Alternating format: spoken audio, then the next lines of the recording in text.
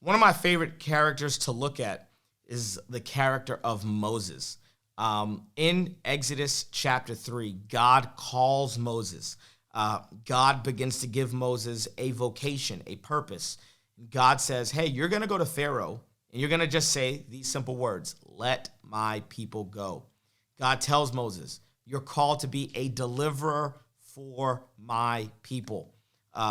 Moses is wandering in the wilderness. He's actually a fugitive on the run. And he has a burning bush moment where God begins to call him, give him an assignment, begin to tell him what he's going to do. And on five times, okay, in Exodus chapter 3, while Moses is standing there at the burning bush, he's in God's presence, and 5 times Moses goes, no way. Moses says, no, you got the wrong person. Hey, man, I have a stuttering problem. No, I think you need to find somebody else.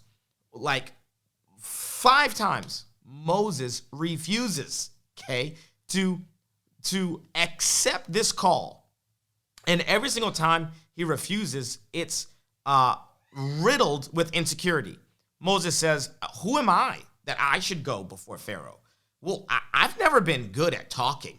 You know, Moses' like refusals and rebuttals are actually like riddled with insecurity.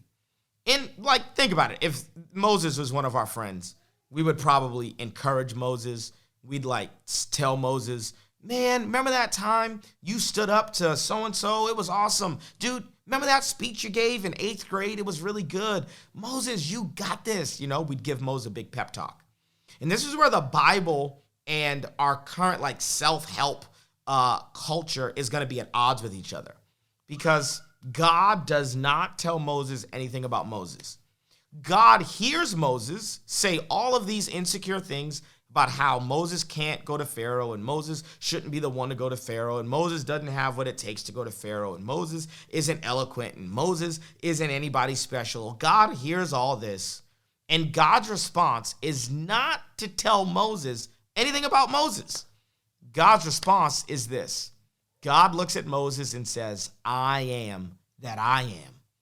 Moses, no one called you because there's something special about you. And God does not build identity in us by telling us anything about us. God builds identity in us by revealing who he is. God says, hey, Moses, you're insecure because you don't believe in me.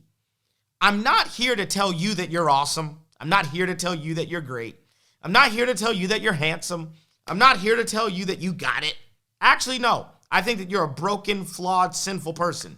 I'm here to tell you how awesome I am. And if I'm with you, then you're fine. I'm here to tell you how great I am. And if I'm with you, you'll be good. I'm here to tell you about how powerful and how miraculous and how good I am. Because if you have the right thoughts about me, you will inevitably have the right thoughts about yourself. You cannot form identity apart from having a revelation of how good, awesome, strong, holy, righteous, and magnificent our God is. It is only by seeing God that we can rightly see ourselves. And if we don't see God, we'll never be able to see ourselves the right way. There's so many of us. Our response to the Moses in our life would be to tell Moses about how good he is. But all that does is create pride in the human heart. That means that Moses' strengths are the game changer here. But guess what? Moses' strength is not the game changer, which means Moses' weakness will not disqualify him. See, if it's our strengths that qualify us, then our weaknesses could disqualify us. But God doesn't call us based on our strengths or our weaknesses. He doesn't qualify us based on our strengths, and that means our weaknesses don't disqualify us. He calls us based on how awesome he is. It's kind of like I'm short, right? And I've played basketball my whole life. And so anytime I play pickup basketball, I choose team members based on my inadequacies, based on my strengths. I know I'm not about to grab a bunch of rebounds. I know I'm not about to dunk on nobody. I know I'm not about to box nobody out in the paint. I know I'm not going to do that. My post-up game don't exist. I'm a point guard. I'm 5'5" and a half, which means when I pick teammates, I don't pick up other point guards. I'm picking up people who can cover the slack that I'm going to bring inevitably because of my weaknesses. Well, guess what? When God picks teams, he has no weaknesses. So God can pick David, who's a murdering, philandering liar, because God is perfect. Therefore, he can have a teammate that's imperfect. God can choose Moses, who's an angry, stuttering, bitter somebody, because God is like, I can choose anyone, because God and anyone equals a winning team. See, you think that it is your weaknesses or your strengths that's going to be the game changer. And God begins to look at you and say, don't you realize that I am that I am? I'm not really here to tell you who you are. I'm here to tell you who I am, because if I tell you who I am, you figuring out who you are will inevitably happen. You are my son. You are my daughter. Who you are is totally contingent upon who I am. And so often we make God in a human image when humans are supposed to be made in God's image. See, we have bad dads, we have bad moms, and we don't want to be like them. So we have to disassociate from our biological parents because we need to be better than them. Or we have great parents and we don't want to live in their shadow. See, our parenting on a human scale is only the imperfect image of perfect parenting. God is not a parent that we need to dissociate from.